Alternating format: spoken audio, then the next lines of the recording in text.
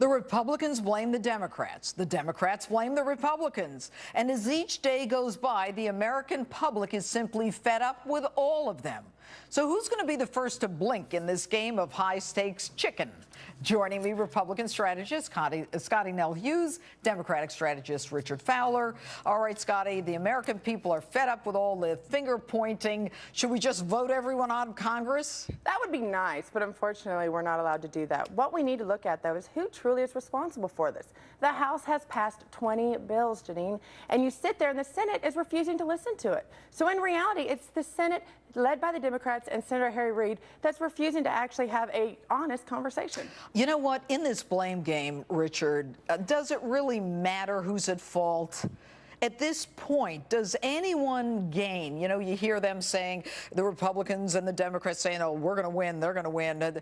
Do they not understand that they've got to roll up their sleeves and do this? I'm not even talking Republican versus I'm saying you work for us. You work for us, you should make this happen. I completely agree with you, Judge. And I think if you look at the facts and look at what's happening out there, the CDC is not checking for disease outbreak. There's 800,000 employees that are furloughed. It's time for the government to get back to work, and Congress needs to get to work funding the government. All right, but hasn't Congress passed a bill that said we'll fund the government, we just won't fund Obamacare? The president then says, I'm not going to negotiate. You're holding a gun to the heads of the American people. I mean, number one, the president talking like that is beneath the office. And number two, what's to negotiate if you're saying you won't negotiate? But Judge Janine, I think Congress is a broad word to call it. I would say it's one side of the House, one small caucus, and two members of the United States Senate. The House. The House. The whole House. No, but I'm talking about how we got to the government shutdown to begin with. We're talking about a small caucus in the United States House of Representatives that shut this government down. Richard, listen to me. We are here now. The House passed a bill that said we're going to fund it, but not Obamacare. It's as simple as that. But I think Democrats are okay for opening back up the government and continuing CR. That's a clean CR. Let's open up the government, extend it. Let's CR being the continuing resolution. But here's the question. Why are we going to give up the only chance that we have of negotiating? You sit there and you We've already negotiated. No, we have not negotiated. What has the Democrats given up? We are under the sequester is in the budget. We're working on operating on Republican numbers. Their sequester. What are you talking about? The sequester was the president's idea and he signed it. Leave that alone. That's yesterday. We have negotiated. Today. We've negotiated this all the way through. We've no public. There's not a public option. We've given Republicans everything they want. I don't understand why we can't open back up this government. The reality of it is, the judge, is 82% of federal workers are working. So in every single one that we tried to put back, the CDC, FEMA, whoever else you're sitting here saying is non-essential workers. That's a political ploy. But the key that's a total political ploy, No, Scottie. we've passed in the House. Senator Harry Reid's the one that will not do it. You passed bills that would allow for you guys to go out and have Michelle Bachmann parade herself around the World War II Memorial and talk about how great this is and how we're opening up the monument. That is a political ploy. We need to fund the entire United States government.